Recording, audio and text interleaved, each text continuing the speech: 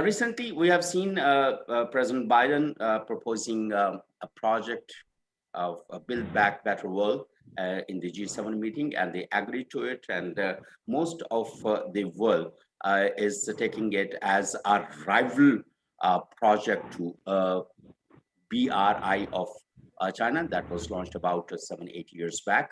And most of the people think that it is to challenge and it is to combat the positive impact of BRI in the region and to curtail the economic development of China.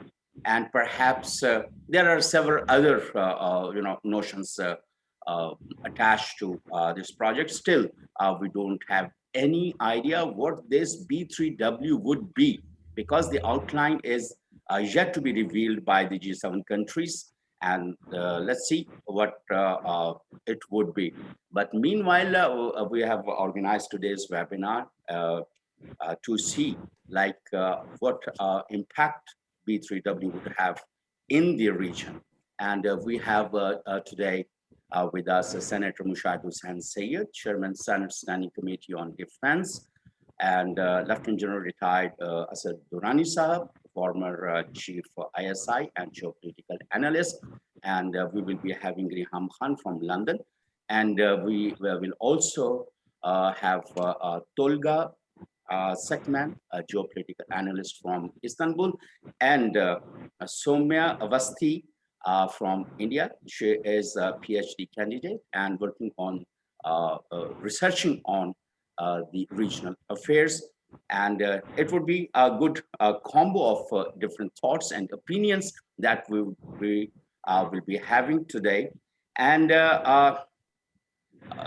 Senator Mushahid Hussain Sayed, I think we shall kick off this webinar with your keynote speech, because we have seen in the region different changes, not only the G7 thing, but also there is a change of regime in Iran as well. What it would have impact, and on the other hand, we are witnessing rise of Taliban again, and the sudden withdrawal of U.S. troops from Afghanistan would also be has started having its impact in the region.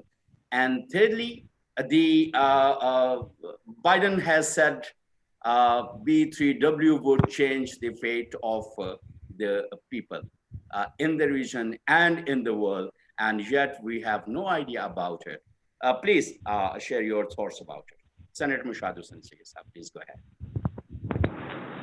Thank you, and good afternoon and greetings from Islamabad. Assalamu alaikum to all the others, and warm greetings from Islamabad.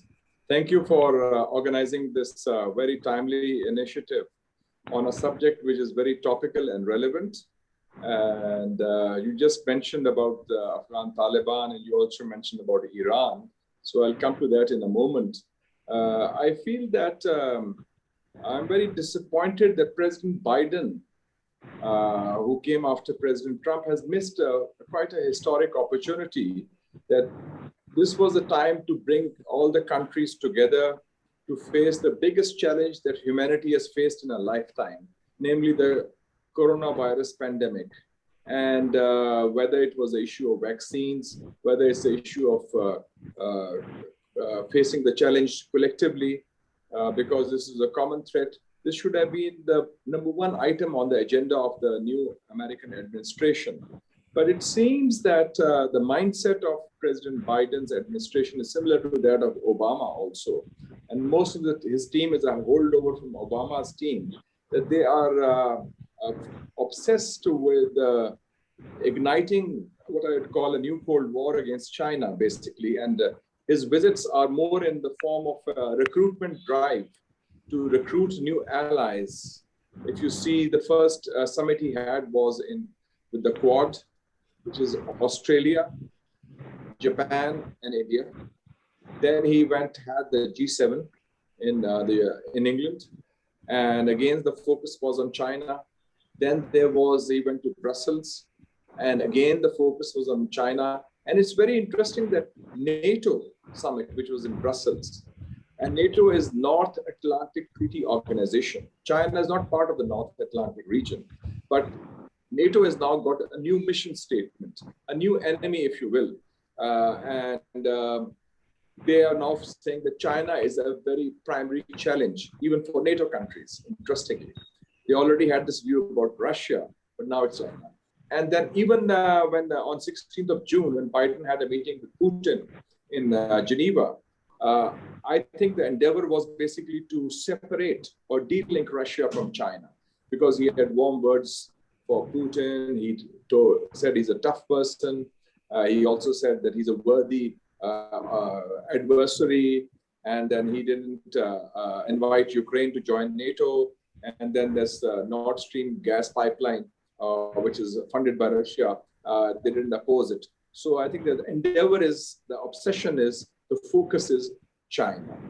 I'd just like to add that the first indication that this so-called B3W, Build Back Better World, was given by President Biden in March, when he called his counterpart in the UK, Boris Johnson, and told him that we should have something to rival China, something to compete with China. And of course, the saying in English is that imitation is the highest form of flattery. So they have a copycat project to the Belt and Road Initiative, which today enjoys support of 140 countries across Asia, Africa, Latin America, Europe, Middle East. So they are trying to play catch up with the Chinese, who started this 8 years ago. I'd like to set the record straight, because we should know that this initiative was also taken earlier during the Trump administration. This was called the BUILD Act, B-U-I-L-D, Better Utilization of Investments for Development. And under the BUILD Act, they established what is called the IDFC, the International Development Finance Corporation, which was supposed to be the lead organization with an outlay of $60 billion to counter the Belt and Road Initiative. And its head, Adam Boehler, came with Zalmay Khalilzad, who's a special envoy on Afghanistan, twice to the region. He came to Pakistan, then he went to Qatar, and then they also went to Uzbekistan to rope in countries in the region, whether it's the Gulf, whether it's South Asia, or whether it's Central Asia. But I so far have not seen any effective results of this initiative. So I think they are now rebranding that initiative into this situation. But right now, the context is to the detriment of the United States, because the US is in a weak regional position. You have mentioned the new regional realities. The US, first of all, is leaving Afghanistan as a defeated country. And it's apparent from yesterday's meeting in the White House between President Biden and President Ashraf Ghani and Dr. Abdullah, that basically the US has bid goodbye to the regime in Kabul and also to Afghanistan. And they've said to the Afghans basically to fend for themselves. Of course, he says we'll continue our aid. They will continue the interaction. The American embassy, which is the largest American embassy in the world, will be functioning in Kabul. But they are not winding up the agreement with the Afghan Taliban, and they are not trying to do anything to block the Afghan Taliban's advance on different parts of Afghanistan. And let's not forget that 3 months ago in March, the US was advising President Ashraf Ghani to leave office and pave the way for an interim government of unity.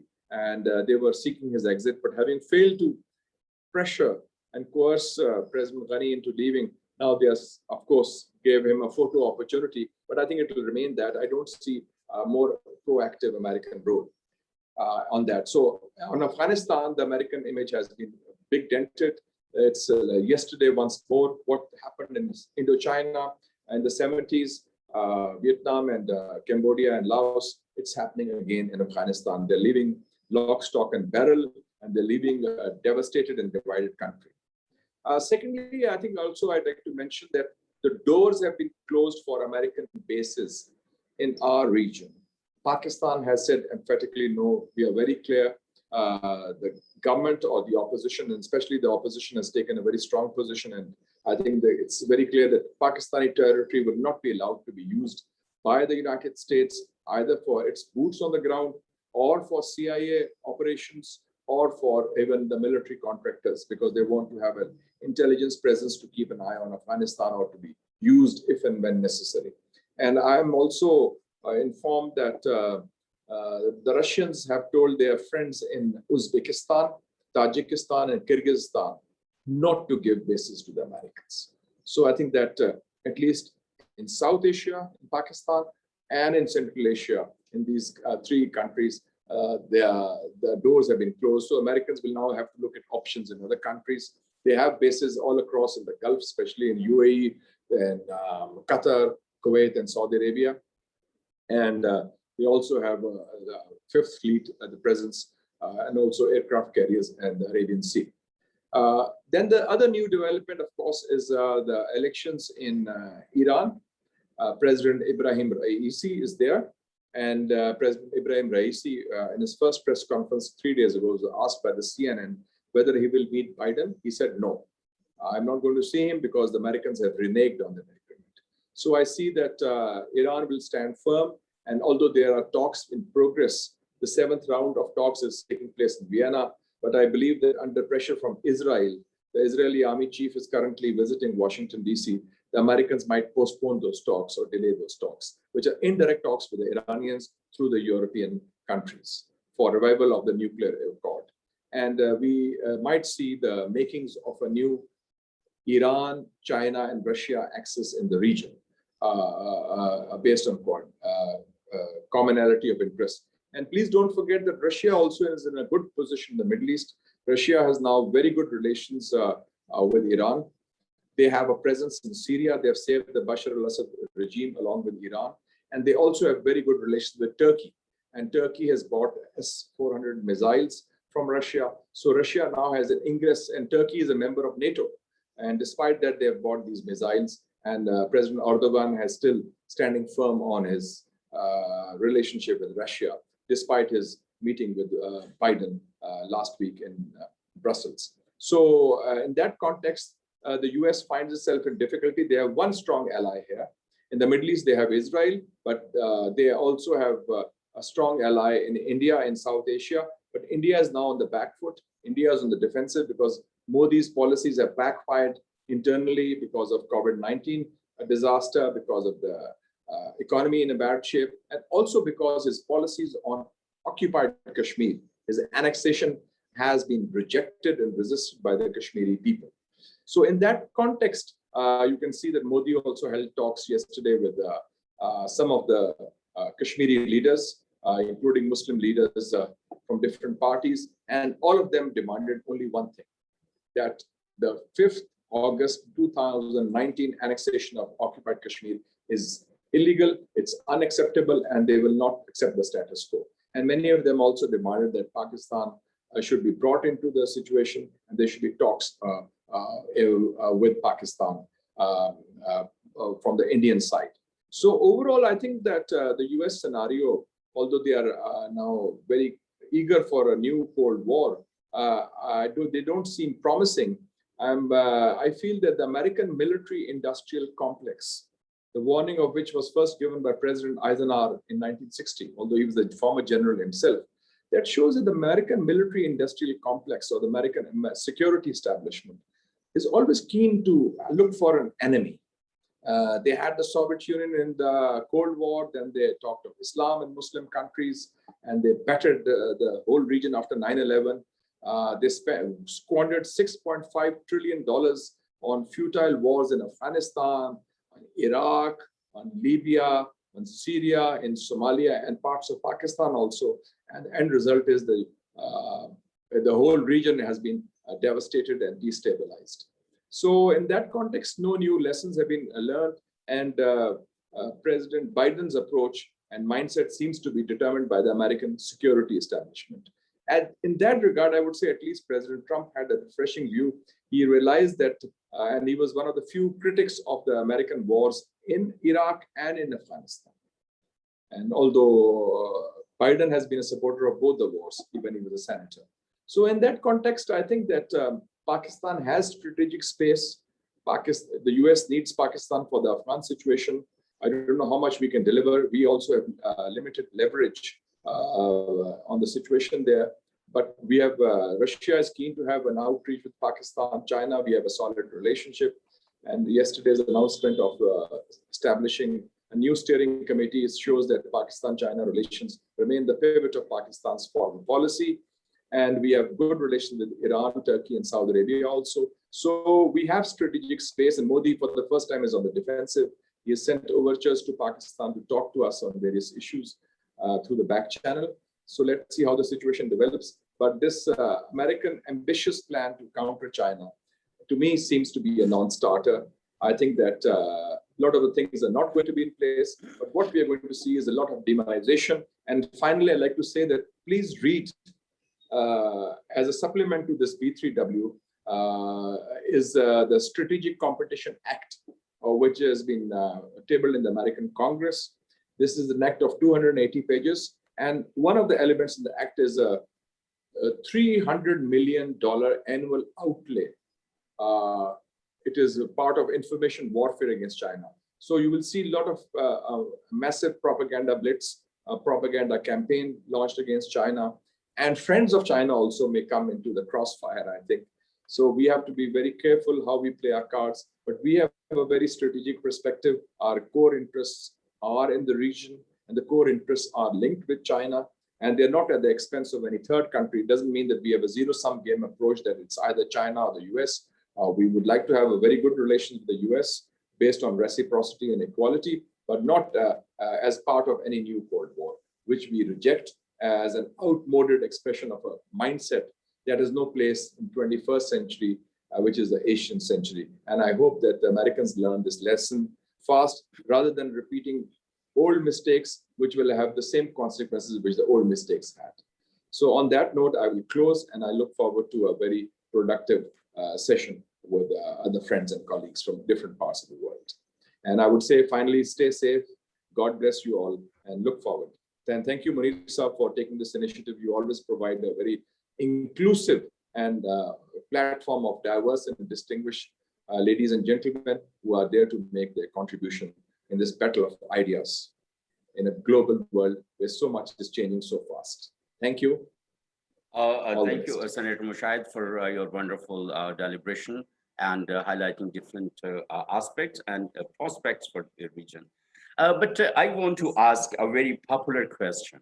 As you always, this is very popular and that is very popular. And the very popular critique of the present day is that Pakistan has refused categorically to give air bases in Pakistan to US. And that is just to increase the price of bases. Do you agree with it? No, I don't. I think that the times that where we can play games and deceive each other is gone. We had this process in the past.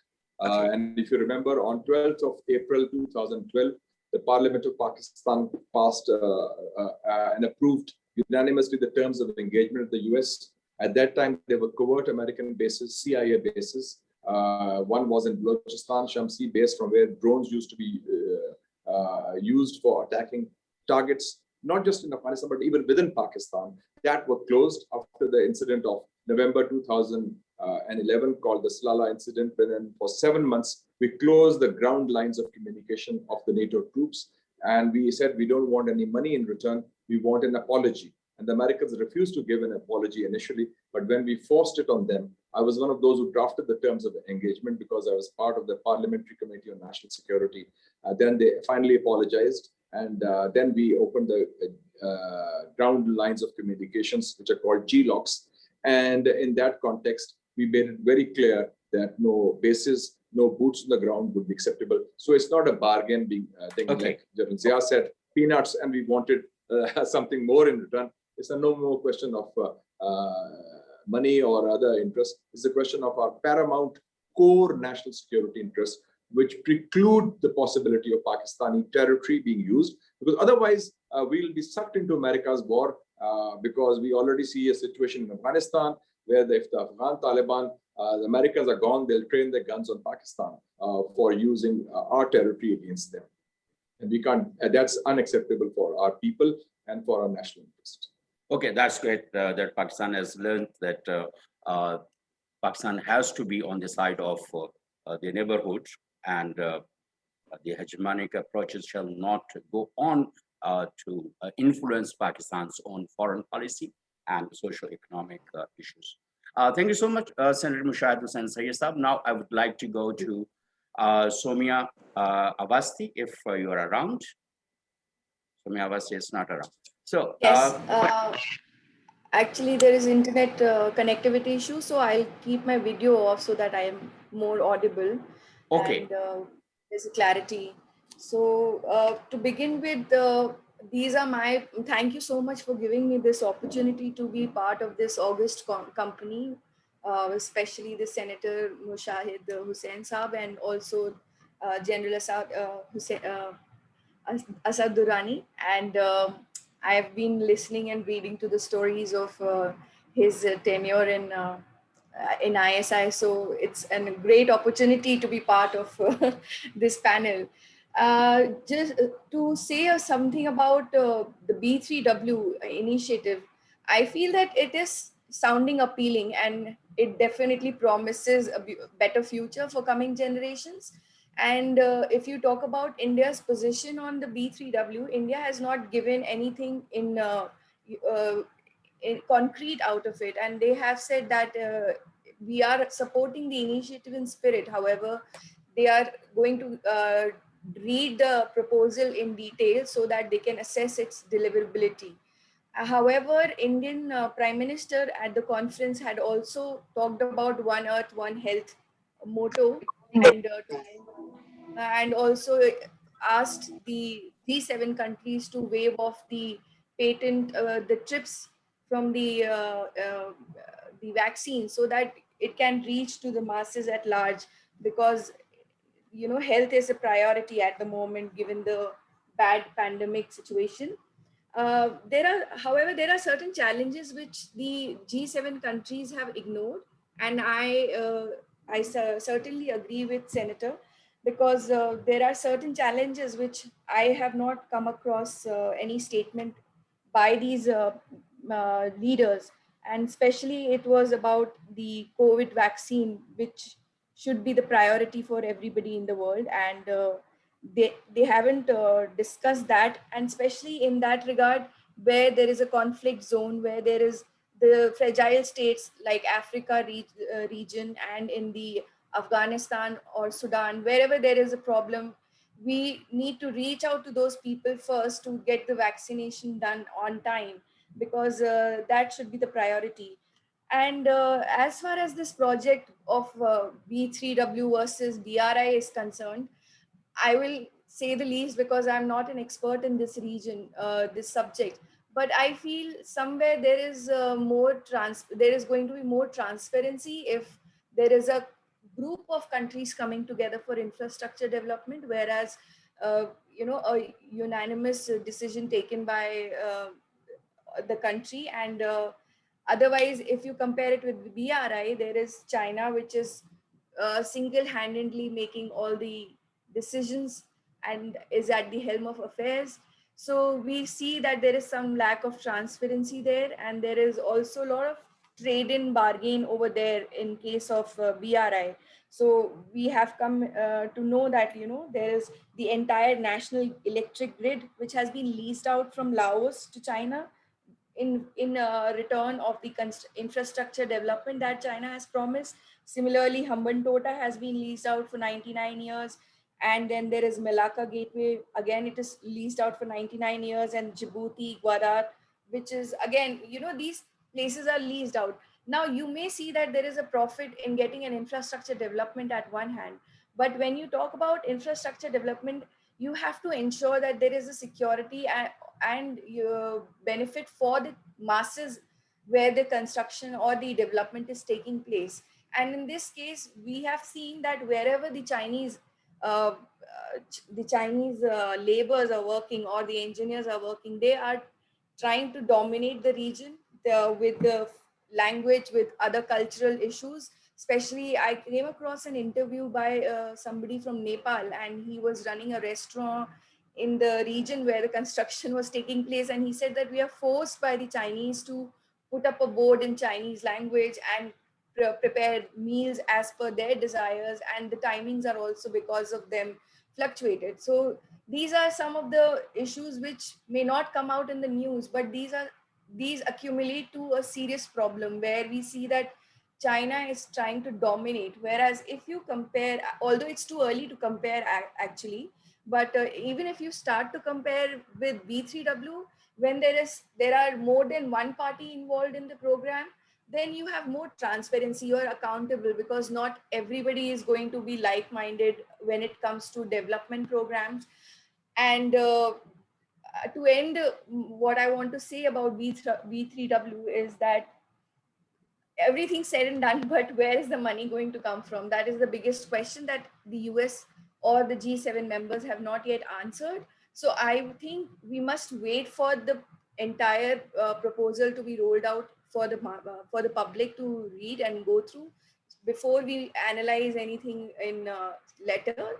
But yes, I feel that there was a lot of expectation from this G7 meet, especially because of the given pandemic scenario, and it hasn't come up to the expectations of that.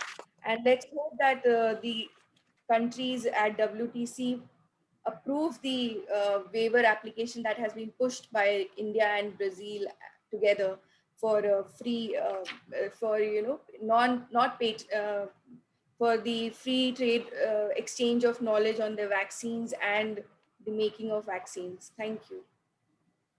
Thank you very much, Soumya Vasti. Now, I would like to move to Lieutenant General Retired Asad Durrani Saab. Asad Durrani Saab, you have listened to Senator Mushahid Hussain Sayyid and the opinion of Soumya Avasthi, and they are like two different opinion. And she raised question where the money would come from, and yet we are unaware of the outline of the B3W, while almost 8 years have been, we have seen BRI coming out with different economic and infrastructure projects. And she has also raised a question about the BRI infrastructure development and the local people. Would you please go ahead and also answer these questions as well? General Durrani Saab. Gee, thank you very much. If I'm audible, if I'm visible, I can... Yes, you are very much visible and you are very much audible, and please go ahead. Thank you.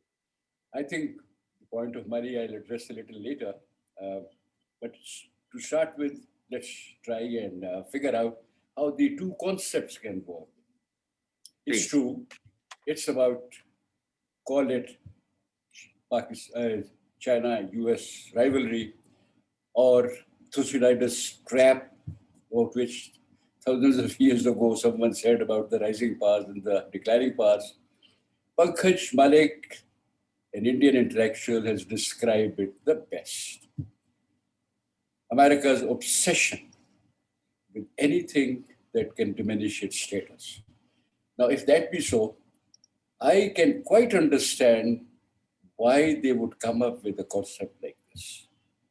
First of all, conceptually, it is a superior one because it's talking about software, soft power, environment, human rights, and similar fancy subjects. That's fine if one concentrates on them instead of the physical infrastructure. Ultimately, one will, get to something better. The problem is that problem, manifold problems. First of all, more than the money. The money is going to be point. Money may not be required to the extent. Then the patience that you need to get anything like that implemented. We've been talking about these subjects for decades now. No one seems to have made much progress except for a couple of chosen countries because they thought that they would do something about their environment and human rights, etc. Otherwise, it has not happened, despite the money. That's just one problem. The other is that even if it was to kick off, it will take a long time. Now, if that is going to happen, then the recipient countries are going to be more interested. Who are the countries which are going to wait forever? Well, environment will improve and then we will do something. They're looking for physical infrastructure, which the Chinese are, very eager to provide. And sometimes even saying that whatever they are doing is only for economic interest, which I would not agree because it also has a strategic interest. The third problem may be even more acute. It's about the credibility of the United States. I mean, when it comes to such treaties, such commitments, I do not think they have a very bright record.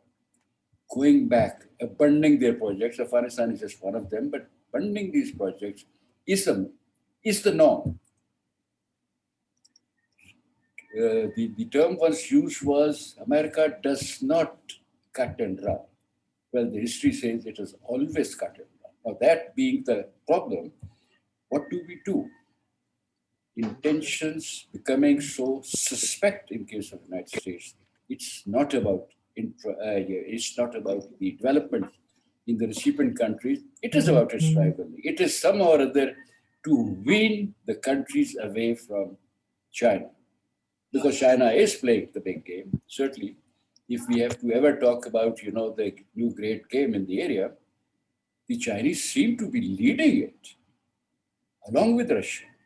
Pakistan plays a certain role in context of maybe Afghanistan. Iran plays a bigger role, certainly. But to wheel these countries away from China, now that is the point. If that be so, I don't think people are going to be very happy, the recipient countries I'm talking about.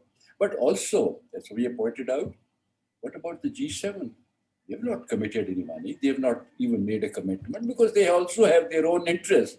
Working out or working, keeping a certain good working relation with China.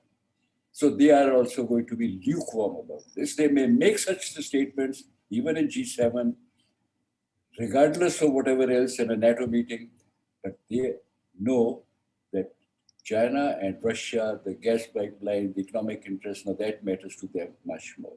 They also have a problem with the ultimate commitments that. Remember the bank thing that when came up, the Asian Bank or whatever it was called, most of the Western countries at that time jumped and joined the membership just because they also believed that that was going to be for them more interesting, more important. Then some sort of an amorphous concept we call the Bretton Woods. Now, it so happens, and I think that Senator Mushahid Sen has already talked about, people here in our region, they've already committed themselves. Call it the gang of 4 or 5, but because of Afghanistan and the exit, Pakistan, Iran, Turkey, Russia, China, I'm sure in due course also some other countries, including India, they will be more interested in what happens in the region. So that is not likely to be possible. And this development also, if you recall, started 20 years ago. As soon as America came to this area, the first reaction of the regional countries was to, upgrade the Shanghai Five into SCO, Shanghai Cooperation Organization. That's one.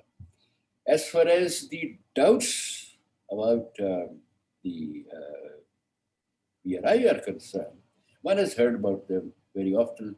In case of Pakistan, you see more than listening to them, we're looking at what happens. And once you go to these areas and you do find that the things are changing, the face is changing. So whether for whatever reason something worked out or not worked out, again, people may be having enough number of reservations, essentially on our own ability to carry out our part of the task. The BRI, the concept, and ultimately in whose camp we belong, that happens to be the Chinese strategy. Thank you very much. Thank you very much, General Durrani Saab, for your wonderful deliberation.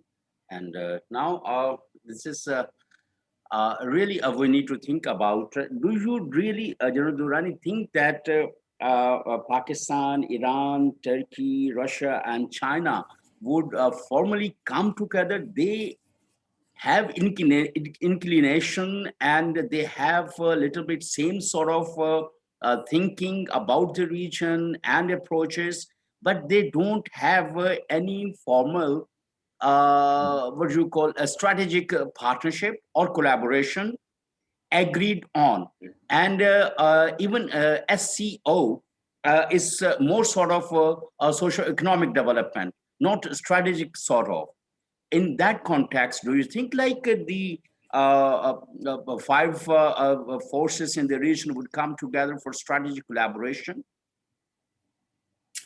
I think that's a good question. Frankly, one has always wondered how the SCO would function in certain areas, because it apparently they declared that they were to fight terror, but essentially what I guess was it was going to be about strategic understanding, alignment, and coordination. It did not happen in that way. It may have happened just bilaterally or trilaterally between certain countries, but this positioning of these 4 or 5 countries, one has followed for the last about 15 years. After all, when we started mending fences with Iran, Jandula thing, and then later on reached out also to Russia, and they responded positively, and the Istanbul process, considering all these 4 or 5 things, I think there is some sort of an informal understanding about that, how they are going to play. I sometimes do suspect that they may not have, formalized or in fact even finalized how they're going to pursue that. But that may have to do with how the states usually are reluctant to put their cards on the table or to show that they are now alliance. In that sense, it will not happen. But even that coordination in which one says, now, after the withdrawal of the American forces from Afghanistan, a couple of things that are going to happen. How are various countries going to play their role? Pakistan has some idea, well, it will probably have to muddle through. We know the influence that the Iranians have on certain groups. Turkey historically has a. Russia understands this region of Afghanistan much better than anyone else. I just found that out. To our own great disappointment, how well the Russians understood. Chinese are going to be there, and I think they have made it very clear that whenever you people come up with something and you need to either invest somewhere or bribe someone, let's know. So this is how this division of labor might take place, if my understanding is correct. But as far as the visible effect of that, leave aside creating a group, even that visible, manifestation of this particular arrangement, one has not seen very clearly, except off and on in the Istanbul rounds and so forth. But otherwise, we have not seen. So I take it, your question, in the right spirit. Okay, so thank you very much, General Durrani. Now I would like to move on and ask Tolga Sekman, geopolitical analyst from Istanbul. Sir, Mr. Tolga, do you think like Turkey will be playing a very central role in getting all these forces, against certain hegemonic approaches? And how do you see BRI and the B3W if we make a comparison of? Mr. Tolga. Thank you. I would like to start with answer for your question. And as you know, Turkey is a part of BRI, signed a memorandum with China about this. And also B3W, I think it's not totally connected with Turkey, because the financing countries is the top 7 countries. It's not about Turkey. And also the countries which are the goal of this project, it's not about Turkey also, I think. And so if we talk this project with NATO, maybe we can add something about Turkish vision in this process. But we just look at the B3W in the frame of the G7, it's not about Turkish vision and also Turkey's foreign policy and also the Turkey's global influence and also Turkey's economical correspondence about the Europe and also China and also the region of the Turkey. But while I'm talking about B3W, I would like to say something the frame of this project, and also after that, at the end of my speech, if it is possible, I would like to add a Turkish vision in just a few sentences. While we are talking on this B3W, of course, we must talk this US vision. And if Donald Trump has had trade wars, but his successor, US President Joe Biden, is pushing for this project. And also the aim of both is to fight China to gain influence in as many countries as possible in the way Beijing uses, that is using the hard and also soft forces of diplomacy. I think one participant said this.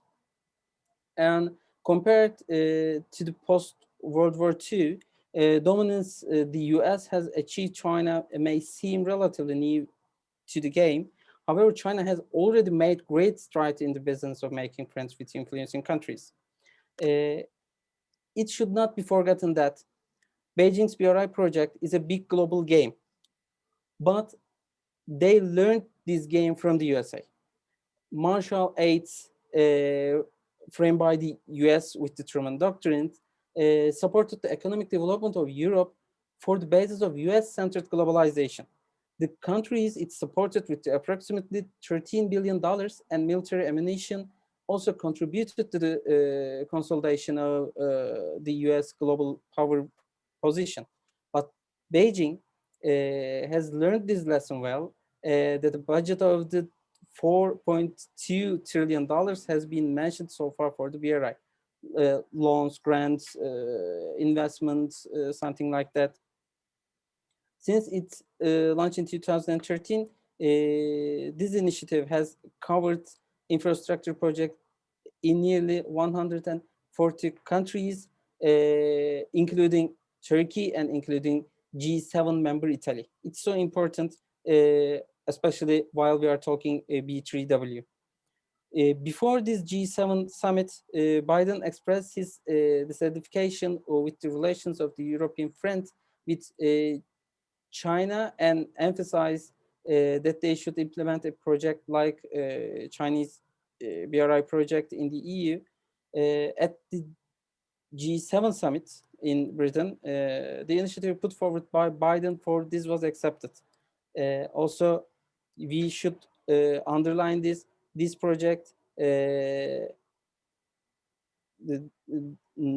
Biden's vision, in the Biden's vision, but accepted by the all G7 countries, and promising to collectively mobilize hundreds of billions of dollars in infrastructure investment for low and middle income countries. G7 leaders said they offer a value-driven, high standard and transparent partnership. These three parts is so important for this project, because while I'm talking this 3 points, I think it's a game changer for this the kind of the investment and planning for the financing support and aid. And also B3W project aim to compete directly with the Belt and Road Initiative, which has been criticized for drowning small countries in unmanageable debt. This unmanageable debt is a sentence of the Biden and also the Western vision also. While European leaders may naively perceive or to portray this as a new attempt to support poor countries, the US administration is more clear in its intent to break Chinese global influence. Generally generally speaking, for this, there's no uniform China policy within the EU. For example, Germany continues to see China as a critical market for high-tech manufacturing products and automobiles, of course. It's clear they don't want to appear too enthusiastic in support for B3W, lest it anger Beijing. Despite pressure from the US, the EU recently signed an investment agreement with China. Germany, generally cautious about confronting China, was reluctant to cite the monetary amount of infrastructure funds. This poses a problem because many European countries, including their leading economies, have their own reasons for now wanting to make an enemy of China. For example, French President Emmanuel Macron sees joining an anti-Chinese bloc as an erosion of strategic autonomy. While I'm saying this strategic autonomy, I mentioned that, of course, Emmanuel Macron said before, NATO has brand that. And also this kind of cooperation against China is make Europe a part of the US security and US defense vision, a part of this vision. And Macron don't want to make the France again in this bloc. Also, Angela Merkel, German Chancellor, who is influencing behind the EU-China comprehensive agreement on investment, is in favor of continuing the market and joint initiative rather than supporting political and economic initiative against China. Also, while in Turkey, Turkey don't want to be a part of the anti-Chinese bloc, a part of this bloc, because as you know, Turkey making their foreign policy as a middle power and regional power, and also make some balance between great powers. For example, Russia and US problem, we are driving this problem so critically. And also Turkey want to drive this rivalry between China and the US as same.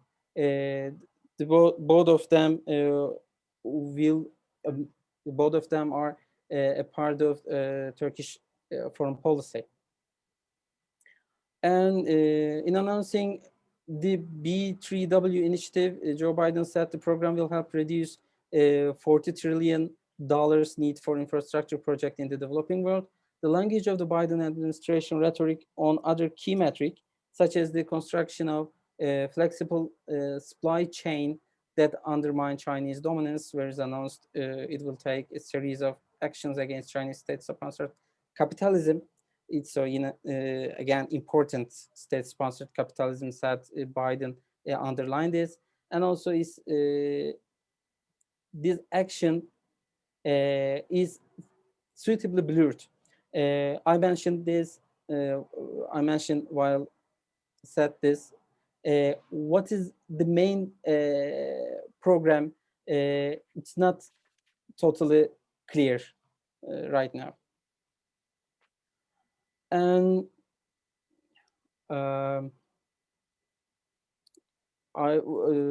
of course, the previous speakers said most of things about this project, and also I would like to cut some things my speech, and I would like to say this. By the time of the B3W, several competing initiatives have emerged in the region and around the world as alternatives to BRI, or at least to reduce its impact. Hosting the G20 summit in 2019, Japan received approval from G20 leaders, including Xi Jinping, leader of China, for a set of principles for quality infrastructure investment. In the same year, Japan and the European Union announced a partnership on sustainable connectivity and quality infrastructure. And this January, the European Parliament passed a resolution calling for the creation of global EU connectivity strategy as an extension of the existing EU-Asia link strategy. The EU-Japan Cooperation Agreement in 2019 and EU-Asian Statement on Connectivity in December 2020, and more recently, the EU-Asian Statement on Interconnection among the attempt to mobilize so far within the framework of the EU's emerging global connection strategy for democracies around the world. Underline this word also, it's about democracies around the world. There's a potential global infrastructure partnership between India also. Participating in this year's G7 summit as an observer. India announced the Asia-Africa Ground Corridor with Japan in 2017. It's so important because a part of this Western vision about Asia, especially South Asia, but Western and Japan vision connected with the G7 and also G20 vision. And India is a part of the anti-China bloc, and a lot of countries come together with different initiatives about the leading of the Western Bloc. United States also slowly realized the importance of offering positive alternatives. In the late 2019, US, Japan, and Australia announced the Blue Dot Network to help operationalize the G20 principles. The effort has received encouraging attention from the private sectors and civil society, but it is still developing criteria to identify projects that meet high standards. This high standard is so important for the Western vision because this high standards also big problem and big block before this B3W aids to most of the countries. And I would like to underline this,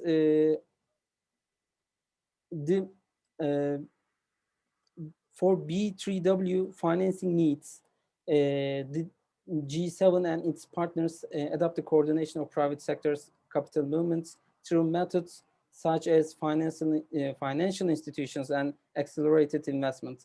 It's so important because it's about not only the governmental aids, governmental positions, but also US wants to accept all private sectors in this project.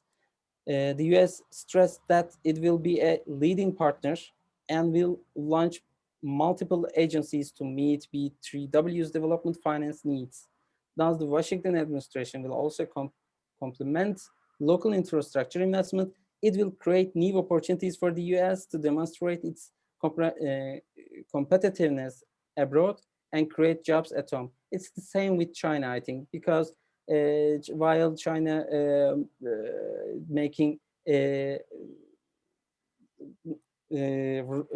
real about the BRI, they want to demonstrate its competitiveness abroad and create jobs at home.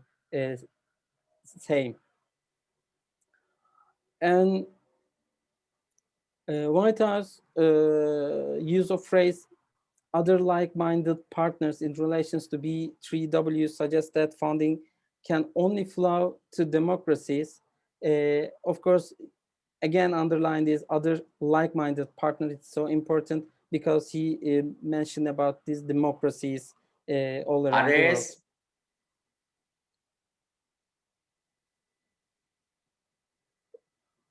Is there any problem, Mr. Ahmed? Please go ahead. Please go ahead. Sorry. Okay. And also here, the B3W contrasts with BRI, which doesn't impose any prerequisites and includes democratic nations as well as countries allegedly adopting autocratic and other styles of governments. B3W funding will be tied to conditions related to human rights, climate change, corruption, and the rule of law. This could be seen as fairly normal step by the policy-making standard of the Western alliance. But on the other hand, it raises the question of why developing countries would choose to work with a series of financing initiatives that are subject to compelling conditions rather than continuing to use Chinese simplified and unconventional BRI financing. It's a main question in this problem, in this choosing which one is the correct one for our countries while taking these financing aids from the Western Bloc or Chinese projects. In summary, three main problem areas seems enough to open the existence of B3W to discussion, three of them. One of them is the G7 will not be able to keep up with the credit condition offered by China. Although Belt and Road investments have been criticized for creating an unsustainable debt burden on countries, the political risk and credit rating of some countries using these loans may not meet B3W's condition for borrowing. On top of that, B3W project may face an additional hurdle in complying with stricter environmental standards, which can cost more. The second problem is assuming that the money will come from the funding countries along with private institutions, they will not be willing to lend in high-risk situations. Even within Europe, countries were not willing to participate in risky projects. If you talk in Europe, it wasn't possible. For example, while there was a little interest from Europe to invest in Greek port of Piraeus, maybe you know, a one of the biggest port of the Greece, and also it's so important port Eastern Mediterranean. It was Chinese shipping giant COSCO that eventually stepped in. Yeah, this was after Greece, which was struggling to find Western investors after the economic crisis, officially announced that it was a part of the Belt and Road. It's so important. The truth is that Belt and Road countries are often risky investment destinations. It's no coincidence that China now plays an important role in United Nations peacekeeping mission. This may be due, at least in part, to its desire to project overseas investment. It's not my comment, but this comment is so important because the desire to project overseas investment maybe the main way of this continuing the BRI projects and the big problem about the other projects realizing. The third point, while policymakers in Washington are open about their willingness to engage in strategic competition with Beijing, other G7 countries are less than keen to be labeled anti-Chinese. And also I said about this, which countries don't want to be a part of the anti-Chinese bloc. B3W is ambitious, but not well-defined. Let's clarify on logistic or financing beyond saying it will mobilize private sector's capital, which is odd given its scale. And it is not clear that it would rely on the set of problems that are not defined as why it's fully funded by US and its allies, rather than a single and efficient source of funding and execution. Okay. And last sentences, when we look at within the framework of NATO, which also concerns Turkey, the situation is not different. As Biden moved to G7 meeting in the UK to the NATO meeting in Brussels, he said had an extraordinary collaborative and productive meeting at the G7 that anyone at the table understood the challenge they faced and the responsibility of their proud democracies to step up and serve the rest of the world. But NATO didn't give the harsh reaction expected for China. Of course, proud democracies, it's not enough for Chinese and seeing the China as an enemy. As a result, B3W is an aid method that America has used before and has seen a lot of influence. But today, it's unpredictable in the terms of the competition standards. Although it's late for such an alternative in the global system, I believe that it will be an important factor for competition and balance from now on. Thank you for your patience and listening. Thank you very much, Durga Sekman, for your very deep and diverse analysis of and the comparison of BRI and B3W. Definitely, we are all confused about it, and but as Senator Mushahid Hussain Saab said, like it would take a bit more time that the world may not be waiting for such time to get the outlines and the framework of B3W. Now, I would like to move on to Riham Khan Saiba, a geopolitical commentator. And please unmute yourself and do let us know, like, we always listen and hear about it, like most of such kind of strategies are made or thought about in London. And then they are pursued by America and other allies. So what do you think, Riham Khan Saiba? What project you are planning for the world against the BRI? Thank you, Munir Saab, and good morning, good afternoon, wherever you are, to all the panelists today. And I was listening with a lot of interest. And as always, I think Mushahid Hussain Saab and General Asad Durrani, it's a treat to listen to them, but we have, it's interesting to see our Turkish guests today, as well as our Indian panelists on their views and their angles. So I think first of all, I think that on behalf of Pakistanis, on behalf of the region, I would like to thank Senator Mushahid Hussain Sahab, because I think there are very few sane, sensible voices left.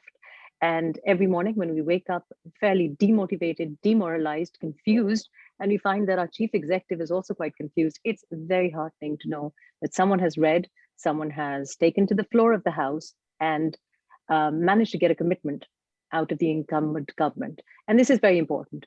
And I think that I cannot praise him enough. And I have done it publicly purely because there is a trust deficit. So I think particularly for Pakistan, we have faced, all governments, all decision makers have faced a lot of opposition, internal opposition, because of a rather cozy relationship with the US.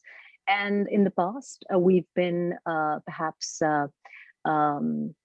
been quite keen to develop that relationship because there was something on offer. This time round, Pakistanis, policymakers, political activists, and Democrats, and those who want the economy to prosper, to restart, see no advantage of being the best friend who is really there to pick up your pieces, but you're never there for them. So I can't be more clear than that.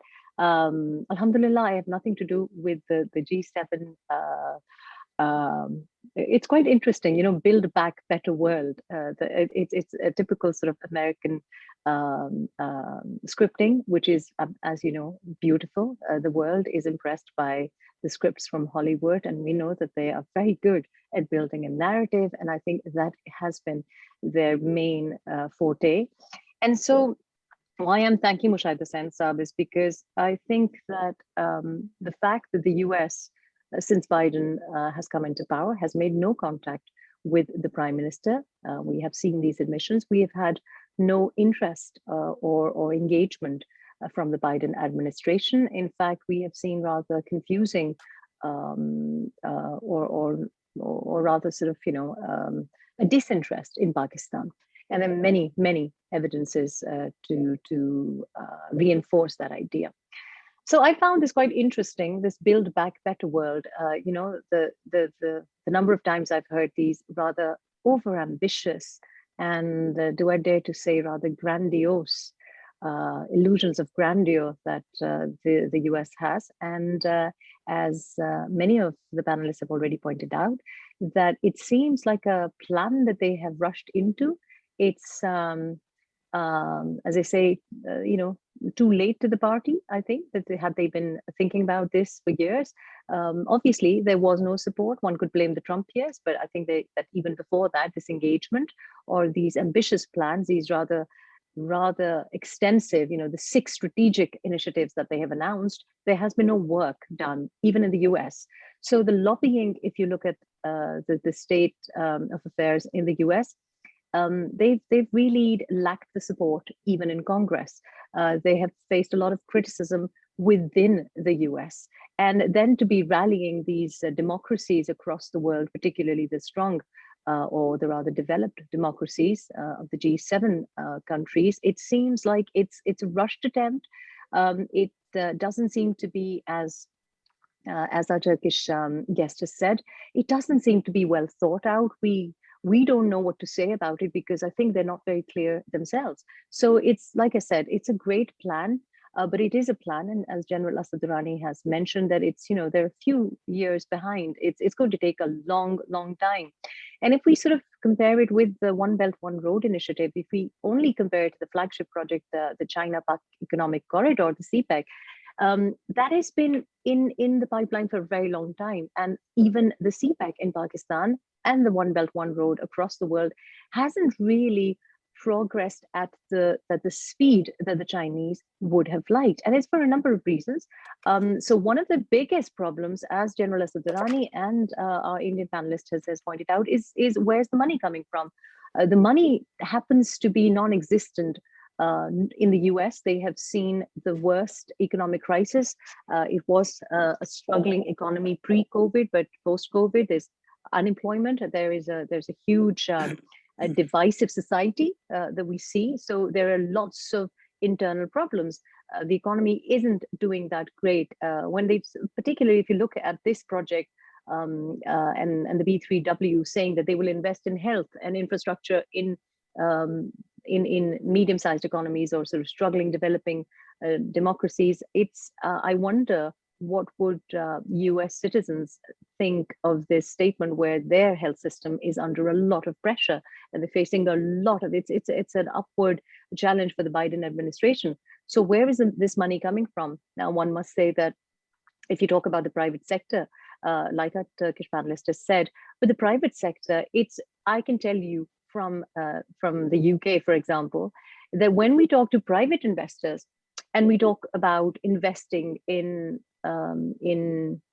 business projects or social entrepreneurships in, for example, Africa, private investors are very reluctant, and they're reluctant to invest in countries where there is no sovereign guarantee, where they think that their equity is not going to be safe, where they think that it's not going to have a good ROI. So absolutely spot on. When you talk about raising this capital, first of all, you have a very vague plan. And I find that private investors or private corporate finance isn't really that interested. So it's not only Europe, but I think the biggest companion in this rather ambitious plan would have been Great Britain, but we are facing a huge challenge to our economy because of COVID and because of not a very well thought out policy. We are facing challenges because of Brexit. So I don't think that the US is going to find a lot of support in materializing these plans from the United Kingdom or private sector here, because that is the reservation they would have. If you look at the Chinese and the One Belt, One Road project, and particularly the CPEC, I think the promises or the things that people, particularly in Pakistan, expected, the speed that we expected these projects to take off on, despite the fact that we have created a rather welcoming environment for the Chinese, it's not really it has faced a number of obstacles. It faces internal lobbying, it faces external criticism, and it faces the fact that these infrastructure plans are in a different culture and a different setting for the Chinese. So I think if they have been doing this for as long as perhaps thinking about it from the 70s, and then announcing it as early as 2013 and 2015, they are not going as fast as they would like to. They're not going as fast as we would like them to go as well. So I find that this is quite interesting. But as I said, that it's they're very good. The US and Western democracies are very good at selling us a dream, but we've been sold dreams before. And that brings me nicely to what General Asad Durrani Saab has said, that, we've had these over ambitious plans of going into countries and deciding that we are going to be enabling systems of democracy. And we have seen these promises of, bringing stable systems, gender equity, and bringing democracy to rather regressive or backward places. But the credibility that the General Saab has pointed out is the issue. Credibility based on a past record of military adventurism, of overambitious plans. And yes, absolutely, the US have made it a habit of a cut and run policy. So this commitment to democracy that you hear in this B3W sounds, again, very, very familiar, of a hollow rhetoric. And I think that the fact that there is trust deficit towards the US in Pakistan, and Pakistani governments, Pakistani policymakers, as I said before, have faced internal criticism because of that. I think the present government is facing quite a lot of trust issues, where they are saying the right things, where Mushahid Hussain and other people are making them say the right things, but there's still this feeling of we're very nervous when we listen to certain Western interviews, and we're nervous about comments about the nuclear weapons. We're nervous about the interview. I don't know whether anyone has seen the Q&A session with the New York Times that was published yesterday, and I found that quite nerve-wracking to hear the headline of this new Pakistan-US bond that the Prime Minister of Pakistan is dreaming of and trying for. I think that where the US is being over-ambitious, I do feel, with due respect, that the Chief Executive is being a little bit over-optimistic. So, of course, these internal trust deficits and the trust deficit, which is based on a track record of the Americans, is going to be a huge, huge stumbling block and a huge major obstacle. And that, I think, what my Indian friend has said, I really want to address that today. I think my Turkish friend has also said that, but I want to address this nervousness that India has. I think it has been mentioned in other interviews by other people and other seminars that I've attended, but I think it really is something that I feel very strongly about. And this China fear in India seems to be quite baseless. I say that because when our friend mentioned this interview of the shopkeeper and the restaurants who are being told to advertise or do that. Now, I will not focus on Africa. I will not focus on places that I have not lived in, but I will focus on what Pakistanis feel. The Chinese-Pak Economic Corridor, I've said this on webinars that Munir Saab has held in the past also. This nervousness that India has about what China is going to do to Pakistanis don't have that nervousness. Why?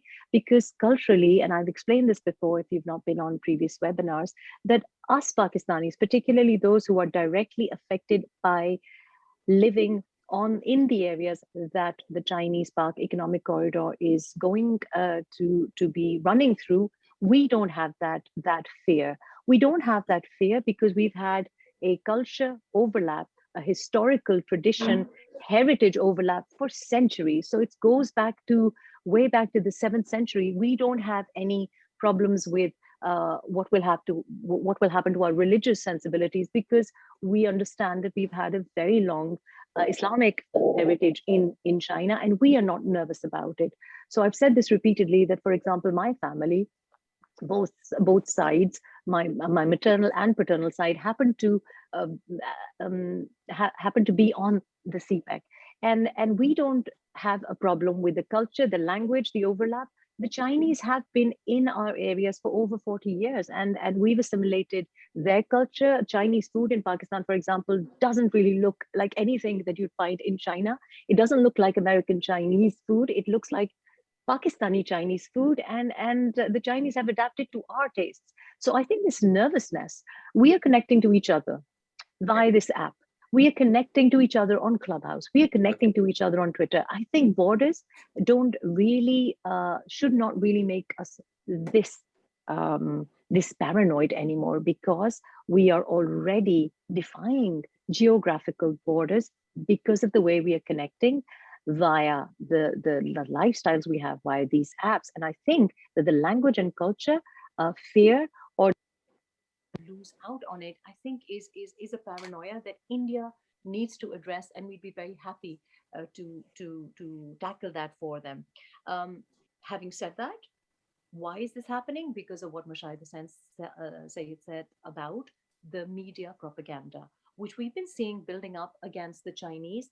But I think that he's absolutely accurate. The friends of China will also be facing that. And in recent times, if you see some of the rather tough interviews, and I'm not going to defend the interviews, but I think this sudden interest in portraying a picture of Pakistan is has something to do with the media propaganda, and there is a solution for it. The solution is very simply counter narrative. And when I talk about counter narrative, I talk about realities. So I would be very interested in removing those suspicions, those fears that our friends across the border in India might have. And our Prime Minister yesterday in his interview has already mentioned that he knows India better than most people. So I'm sure that he can take the lead in diffusing those fears. I say that with a lot of interest and a lot of sincerity. Why? Because I feel that we have to be well connected to those countries who we share a border with, who we share a history with, who we share a cultural affinity with. And this, I have said it repeatedly, and I can't say it enough. So I think with India, Iran, Afghanistan, this is what we should be looking at, because we're landlocked. India can't go anywhere without Pakistan, and Pakistan can't go anywhere without stability in Afghanistan. China Okay. can't go anywhere unless we have this regional stability. So actually, rather than sort of focusing on the new friendship that India has developed with the US, and it's good to have friends, but it's good to have equality in our relationships. We have been there. We have been down this road, and we do not want to repeat those mistakes. We don't want a relationship which is not based on equality, which is not based on mutual respect, which is only based on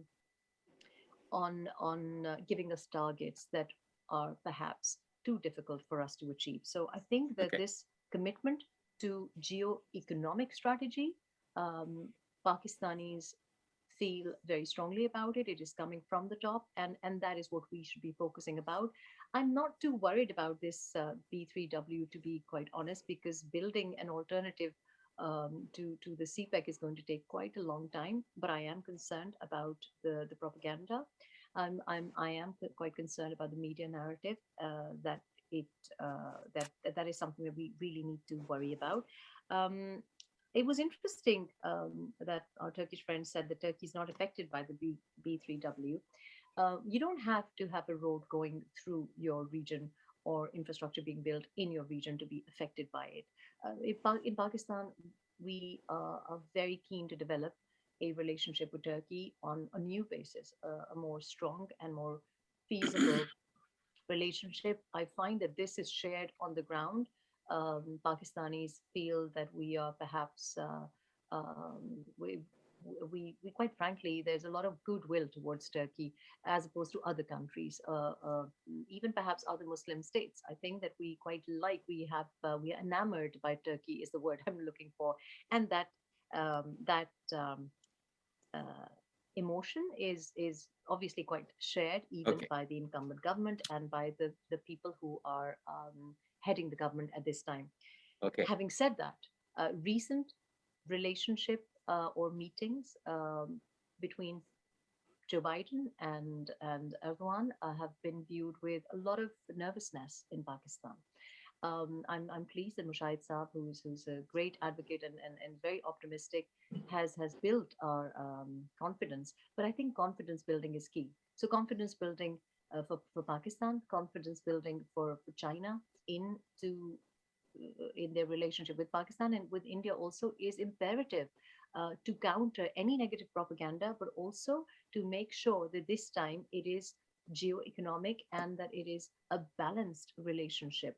And Okay. that balance can be achieved by balancing our relationship with Afghanistan, with India first, with Turkey, and then China and the US in that order. So I'm very, very careful when I choose the order, because that is how I see that. I see that we have to be supportive of Afghanistan first. We have to develop a Mm. positive relationship with India next. We have to work on obviously our relationship with Iran, which I think is not going to be that difficult now that China and Iran have an understanding. But I feel that with this nervousness about the B3W, it's only because of our past track record with the US. Okay. So while we are, can you hear me, Munir Sab? Yes, yes, I can hear you, but I think it's time if you can conclude with. I can't hear you, Munir Sab. Please continue. Can you hear me? No? Yes, I can. Please continue. Yes, I'm requesting you to conclude, please.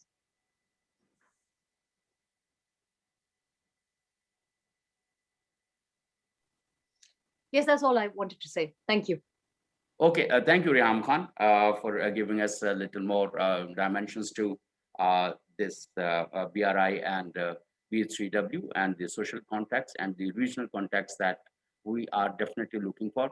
Mushahid Sab, before you conclude with your remarks, and I have a couple of questions, and definitely our friends would also have some questions because you and the General Durrani are the most senior persons in the panel. Before we go ahead, Sumia, Vastil, you were asking some, or you're offering some comment. Please go ahead. Yes. So just a few pointers before for my conclusion about the G7 summit that are that there are 5 areas where the G7 leaders need to agree together to come out more successful if they have to, if that's what they are aiming at. And to top the list, firstly, I think that they need to reaffirm their shared values on human rights, free market, and economic openness. Then the G7 group also needs to be clear about what it can do and what it cannot do, given their internal issues that they are facing at home. And then the group should also acknowledge that a further core responsibility will be to provide a forum which is with its members can coordinate policies at. It should not be a one-side traffic. There should be exchange of ideas and more dialogue. So the G7 group should give that kind of a place to the member countries. And then there is also need to explain how it will work constructively with other economies and the global governance architecture. Because when you talk about a program like B3W, you need to have that kind of a clarity of mind that how the different economies will come together and work on these plans. And lastly, I feel that G7 also needs to balance their finding on global solutions to global problems with keeping in mind their values, the foreign policy values and economic interests. And just quickly, four more things that I think the G7 must implement or try to consider is that they must open their membership for other countries also. When they talk about like-minded people, having such a small group is not actually voicing the concerns of everybody around the world. So if they have more members, it will give them some kind of credit, basically. And the whole thing about the rule of power and the power of rule will be clear in the mind of others. And the scope of their area of work also must be very clear. And then the outreach of the program should have all those people which are not the members in the G7, but still are part of the receiving party.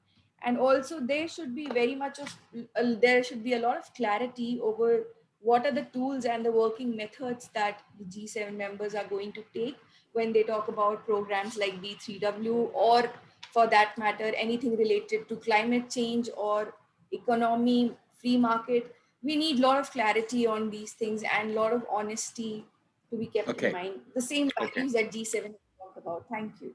Okay. Okay. Thank you, Soumya Avasti. General Sahab, I have a question. Like you mentioned that. Do you think uh, in one of webinars you talked about the backdoor diplomacy, or the state institutions were talking about peace and other things, but you know, but afterwards we don't see anything. Do you really think that the relationship between Pakistan and India become more cordial in recent time, and it would contribute more towards the socio-economic development of the region in the given scenario when we are facing, you know, Talibanization in Afghanistan? We saw before one can say anything about the background diplomacy. Let me also build upon what Reham Khan just said in her presentation. I must say, the lady does not shy away from touching some very sensitive nerves. In this particular case, true, when our own government, does not seem to be confident enough, displays some sort of nervousness, for example, on basis, for the world of me, I cannot believe that we can ever give a basis to a foreign power, especially seeing what happened during the last 20 years. Why was it that the controversy on that thing still continues? People may not have enough confidence in whatever commitment we may have given. So that's just one. But the second one is very important. I'm speechless. When someone said, I think it was the Prime Minister himself, who said, after Kashmir is resolved, we will not need the nuclear deterrence. Now, some people who have dealt with this subject, they know very well it is not only Kashmir related. In fact, after going nuclear, some of our options get limited. And we have seen that at times one is very, very careful talking about use of certain instruments of power that we have, that what would happen if not that they are going to escalate to a nuclear dimension, but the nervousness again that it will cause to the people. So it was never about Kashmir. The deterrence has its own value besides the psychological value. It has some sort of a military dimension as well, because it's there to ensure not only that we are, we can defend ourselves against nuclear blackmail, but also against a big conventional war. Now, those are those things, since they happen, we probably start losing some sort of a faith in our own ability, in our own, assets we have in the form of our strategic location. Geoeconomics, whenever it is mentioned, no one gets interest because we do not have that type of an economic clout in which we can influence the policies of others with the help of, the economic might that we can bring to fore. Now, that's just one. As far as the background diplomacy is concerned, yes, I think this is also an age-old phenomenon. If you're very good, people should not even know that that sort of diplomacy is being conducted. Some results, when they take place, like the ceasefire, one can say that it must have done some good. but only to the extent. After that, believing that now the ceasefire has taken place and now everything else is going to fall in place is wrong. But the celebrations here at that time again made me nervous, if I may say, because that does not send the right message to the Kashmiris. But the backdrop diplomacy has its place. It will not deliver as quickly as I suppose some people think that what is the next one? The next step will take place once we have worked enough, once we have created a condition in which the open diplomacy or the open statecraft also make a few things happen. I mean, ceasefire was just one of the minor things. And when it happened, I can say that I was quite happy because for us, the lives of Kashmiris on both sides matter. For the Indians, they may not. They have already conceded that hearts and minds of the Kashmiris are not their business. They just want to keep the territory. So that is the place of nuclear diplomacy. If we can, the background diplomacy, the back channels, if we can manage them in a manner in which enough number of wise people have said that you do it, remaining undeniable, but also waiting for that right opportunity where you may not be able to directly influence, but indirectly create an environment. And that takes me back to, when Mumbai thing happened, enough number of people thought that this was a good time for the Indians and Pakistanis to work on two projects. One was the Hydel project, the water resources of Kashmir, and the second was Afghanistan, because it provided both of them certain advantages, both of them had their assets. They did not happen. That does not mean that on the back channel, these things do not get discussed. Okay. Essentially, the back channel is to ensure that no panic reactions take place. If a missile test is fired, other side should not think that it's we've gone nuclear or something like that. Thank you. That's all. Thank you, General Durrani Saab. Farhat Rana has a question, Mushahid Saab, for you. Farhat Rana, please go ahead and ask your question. Unmute yourself and ask your question, please. Assalamualaikum. I'm Farhat Rana, MPhil in IR, and I have a question, sir. That do you think that US announcement, G7 announcement, is a counter to encounter the China's soft power? Do you think US announcement is a political move to encounter China's soft power? Mushahid Saab, let me rephrase. It is merely a political announcement, or do you think like it would come up with very concrete and very concrete projects?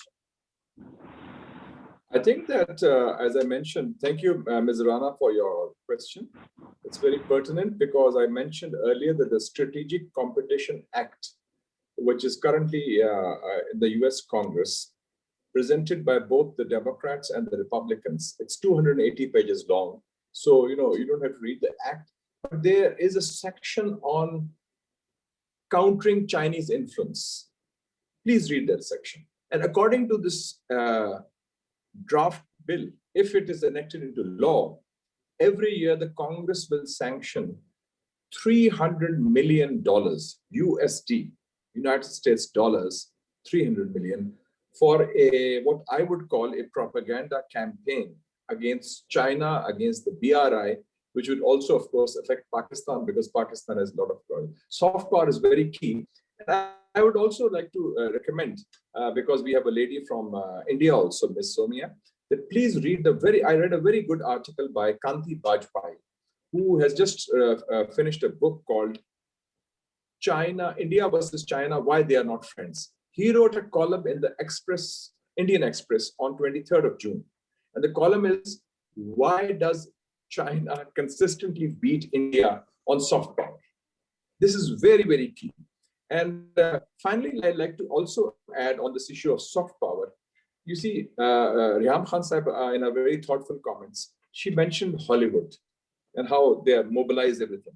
I've always, being a person who has lived in America, and I've been to Hollywood many times as a part, not as a, of course, as a participant, but just as a visitor. And I watch a lot of Hollywood movies. I always say, maintain that Hollywood is the unofficial ministry of propaganda of the United States of America. Because whenever there is a campaign, Hollywood is part of the campaign. So you see, and they play that role for propaganda purposes. So this is Chinese soft power is bothering the US also, because I was also reading a study, and please read this study. This was published last year by Harvard University, July 2020. It's the center is called ASH Center, A-S-H, ASH Center.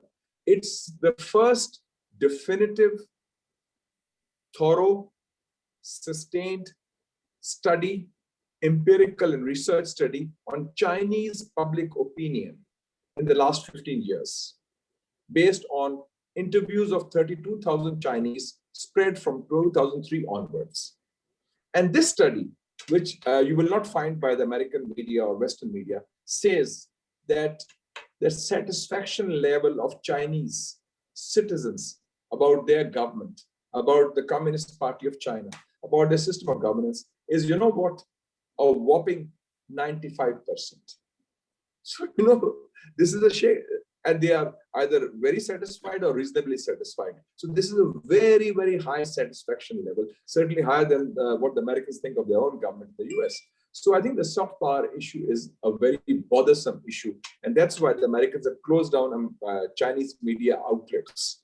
And even Twitter now says, CGTN, it's a US state outlet in their Twitter account. Although they never say Voice of America is funded by the US government or BBC is funded by the British Foreign Office. So we have these double standards.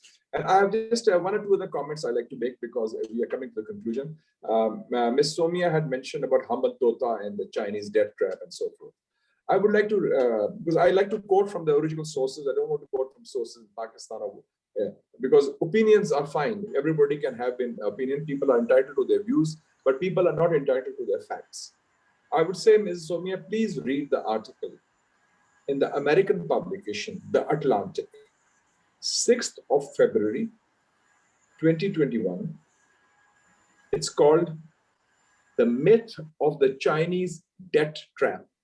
And it's a case study by two American professors, one from Johns Hopkins University, which is in Washington, DC. The other is from Harvard. Two American professors. They say the this myth of Chinese debt trap on Hambantota specifically, because you mentioned Hambantota in Sri Lanka.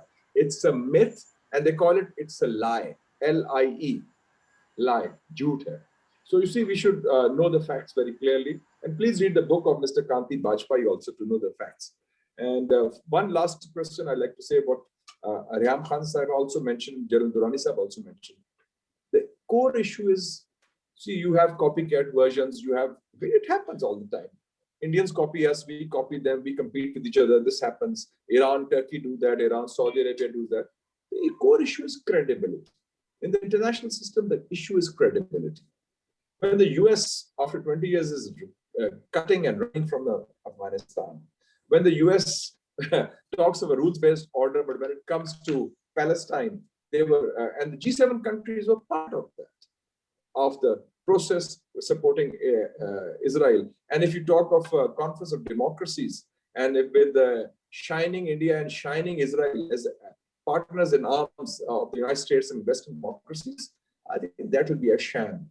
And when we talk of G7 countries being more inclusive, well, let's say that we have G7 countries, we have the European Union, which refuses to admit Turkey just because Turkey is a Muslim country. And Mr. Macron is so busy with his presidential election campaign next year against an extreme right-wing Marine Le Pen that he is now becoming an Islamophobe. So I think that credibility gap, it's a yawning chasm between what is professed and what is practiced. And I think people in the world, the real international community, public opinion, can see through that. So I think that it's not just about what they can build a better world, but do they have credibility? Do they have staying power? Do they have sustainability? It's a big question. Thank you. Okay. Any more question to our panelists? I don't see any hand raised. And thank you very much, Senator Mushahid Hussain Sayyid Saab, for your time, and Lieutenant General retired Durrani Sahab for your time. And My Reham special Khan. thanks to Reham Khan Saiba, her very thoughtful comments. She's always got the zing in her, and a very thoughtful lady. And also General Durrani Sahab, he of course is my favorite thinking general. He's still there, and wish him good health and happiness. And I look forward to inviting him for a cup of coffee close to my house, because he's one man who is has the courage of convictions. And good luck to you, sir. And also all the best to all the friends in India. Also stay safe from the COVID. It's a common challenge. We are facing it together. We had offered support to India also through the ED Foundation, through our government also. I wish Mr. Modi had accepted it.